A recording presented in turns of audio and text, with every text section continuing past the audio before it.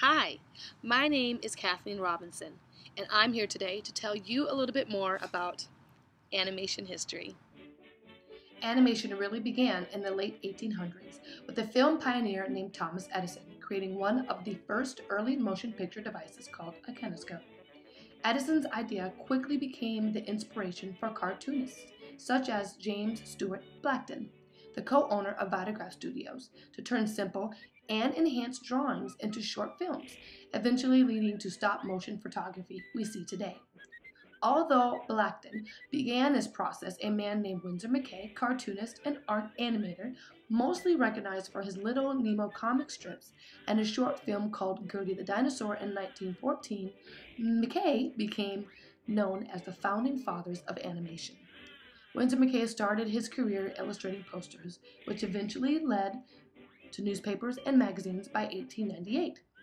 He did not stop there. He continued to create his signature piece Little Nemo in Slumberland, as well as Little Sammy Sneeze and The Dream of the Rabbit in 1905, consistently demonstrating his proficiency in color and perspective as an animator from 1911 to 1921, producing 10 more animation films. His technology and his technical level was at such high regard that no one could match him until the great Walt Disney hit Hollywood in the 1930s. James Blackton, Winsor McCay were not the only innovators in animation. We also had Max Fleischer, the creator of the first rotoscope animation. During World War I, Fleischer worked as an illustrator for military training videos.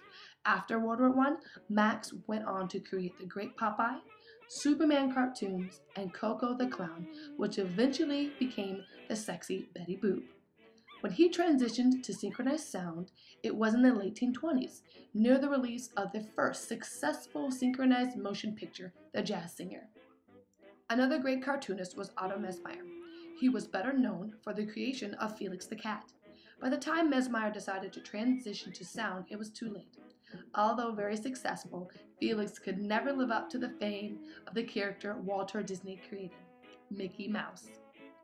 Walter Disney was an amazing innovator and entrepreneur. He began his career in Kansas City creating short films. Walter and his brother Roy wanted more out of life, thus creating Laugh-O-Gram Film Inc. Even though Walter's brother, Roy, was a banker, his talents unfortunately did not transfer to him. With that, Walter could not sustain his company financially. This event did not hold Disney back. He packed his bags and moved to Hollywood in 1923. With a few unproduced samples from Kansas City. While in Hollywood, Walter met Margaret Winkler, which launched him to his first success, Alice's Wonderland. Although Walter encountered some minor setbacks, his ability to bounce back caused him to create one of the most iconic characters today, Mickey Mouse. Contrary to what everyone believes, Walter's full-length cartoon Steamboat Willie was not the first animation to synchronize animation and sound, but it was the first successful animation in 1928. This success caused him to create a multi-plane camera, which created realistic depth from 2D images. Using Technicolor and technology with his multi-plane camera, Walter became the first animator to produce a full-length feature film, Snow White and the Seven Dwarfs, which was one of the highest-grossing movies of his time. What began as simple drawings drawn frame by frame, animation transformed to celluloid transparency sheets in 1913, from rotoscope developed in 1915 to Walter Disney's multi-plane camera. With new technology, we are now facing new innovations using new techniques and new technologies such as the green screen, cream framing, keyframing, vector graphics, and computer-generated images.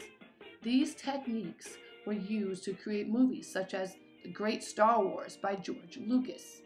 But it wasn't until Disney's Pixar Toy Story in 1995 that the very first full-length, fully animated computer film was created. The technology is now at our fingertips. Computer animation will continue to grow, leaving us with an endless possibility. What will we do next?